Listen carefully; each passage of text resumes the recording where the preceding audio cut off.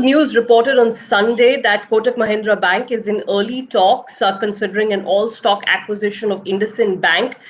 The report filed by Baiju Kailash and Anto Anthony of Bloomberg suggests that conversations have taken place between Uday Kotak and the promoters of the IndusInd Bank. That's the Hinduja family. Now, health warning first. Kotak Mahindra Bank, the spokesperson there, Rohit Rao, declined to comment, but IndusInd Bank and the promoter entity have issued a strong denials, saying that the news is absolutely not true, and terming it as malicious, untrue, and baseless. That's the health warning. But this is an important potential deal, if you could put it that way. Let's try and explain to you what the motivation from both sides could be, but also what the benefits could be.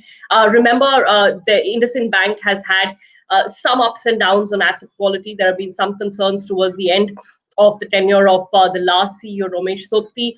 Since then, we've had a new CEO come in who's consolidated, but it has left a couple of questions and some unease around IndusInd Bank. One question certainly is, where did IndusInd Bank find its next set of growth from?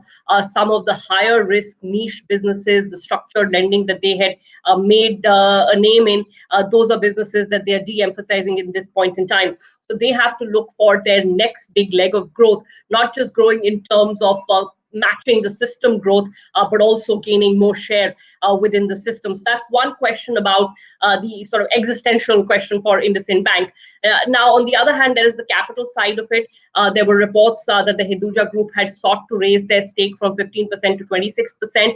The RBI apparently denied that, according to a report from Bloomberg News again. And since then, IndusInd Bank has raised capital from external investors. Their capital adequacy at above 15% is comfortable, but at some point in time, they will need to keep tapping in to external markets for more capital as and when they need it. So at this stage, if they were to merge with a Kotak Mahindra Bank, firstly, they get a promoter with almost unparalleled heft in the Indian banking system. Uday Kotak comes in with the reputation that he does, and of course, then the consolidated entity goes forward together. So certainly a benefit for IndusInd Bank should the deal happen, just from the perspective of the kind of banking entity that then they become.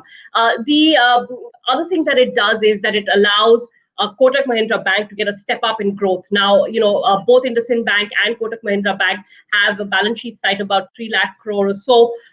So they are very well behind the number 3, which is Axis Bank, which is almost up to 9 lakh crore. So the combine at about 7 lakh crore in total assets, 4 lakh crore in advances, and 4.7 lakh crore in deposits will be a closer number 4th. And perhaps acquisitions is the only way in which Kotak can see a step up growth.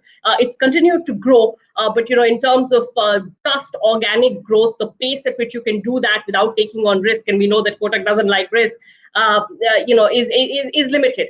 So acquisitions in many ways is something that would help them get that step up. Remember, they did exactly the same with ING Vysya Bank. That helped them step up into a new category of growth, although it did take them a while to swallow in the ING Vysya Bank, and perhaps that will be the same case with IndusInd. Now, on valuations, etc., it's tough to say anything at this point in time because we have firstly, no confirmation of a deal.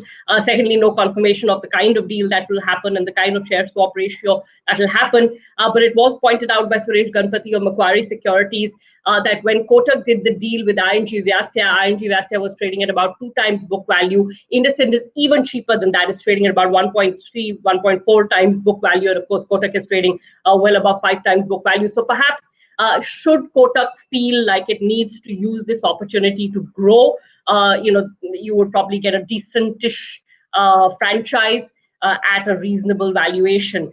A brief note on the regulatory side of things.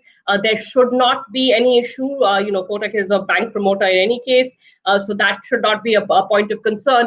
It will perhaps also, as a byproduct, help Uday Kotak meet the eventual goal of bringing his stake down to 15% in the bank. Remember, an earlier agreement this year had allowed him to bring down his stake to 26% and then not make any more acquisitions till he reaches 15%, which is the eventual goal that the RBI has held on to. But there was no time frame for that. Still, should a deal happen, he will come down further, perhaps closer to the RBI's limit. On the IndusInd promoter side, they are just at about 15%, and as the RBI has suggested in this latest ruling to them based on the Bloomberg News report, they are not keen on the promoters raising their stake anywhere below beyond that. Let's see how this develops. But certainly, if it does happen, it would be perhaps be the biggest banking deal that we have seen since the Kotak ING Vyas hit.